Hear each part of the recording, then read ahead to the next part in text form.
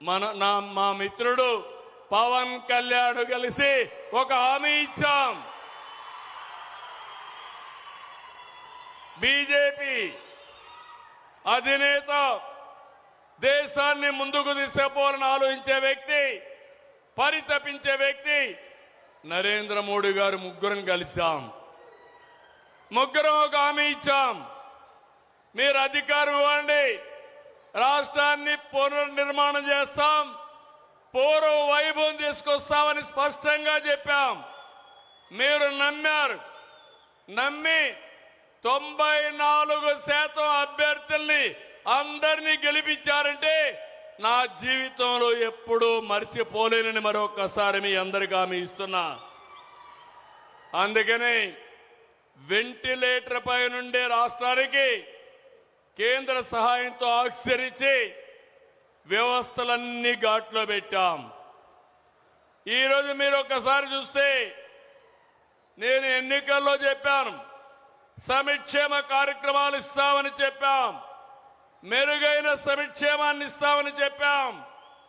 నిన్ననే అన్నదాత సుఖీభవ కింద 46 లక్షల మంది రైతుల ఖాతాలో డబ్బులేశాం.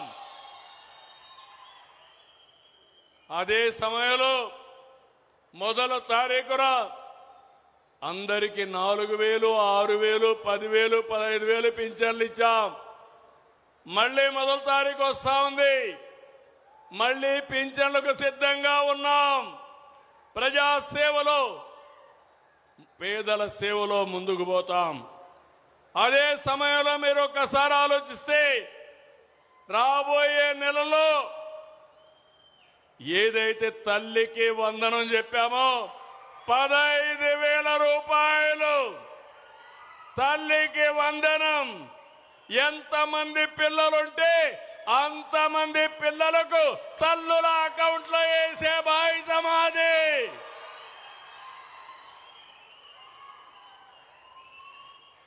నిద్ర లేచినప్పటి నుంచి రాత్రి వరకు ఒకటే ఆలోచన, ప్రజలకు ఏ విధంగా మంచి చేయాలి, మిమ్మల్ని ఏ విధంగా ఆదుకోవాలి అనేది, ఏ విధంగా ఇండస్ట్రీ తేవాలని నేను ఆలోచిస్తున్నా. సంపద ఎట్లా సృష్టించాలి, ఆదాయాన్ని ఎట్లా పెంచాలి, ప్రజలకు ఇబ్బందులు లేకుండా ఏ విధంగా ఆదుకోవాలో నేను ఆలోచిస్తున్నా. అయితే అదే సమయంలో గొడ్డలి పార్టీ రాత్రింబగళ్ళు కుట్రలు ఆలోచిస్తున్నారు. ఉదయం లేచి రాష్ట్రాన్ని కులం, మతం, ప్రాంతం, వర్గాల వారిగా విడదీసేలా రోజు విషయాన్ని గమ్ముతున్నారు. మీరు చూసుంటారు, నా రాజకీయ జీవితంలో చాలా మందిని చూశారు, కానీ కన్నార్పకుండా అబద్ధాలు చెప్పడంలో దిట్ట గొడ్డలి పార్టీ నాయకుడు. అవునా కాదా తమ్ముళ్ళని అడుగుతున్నా.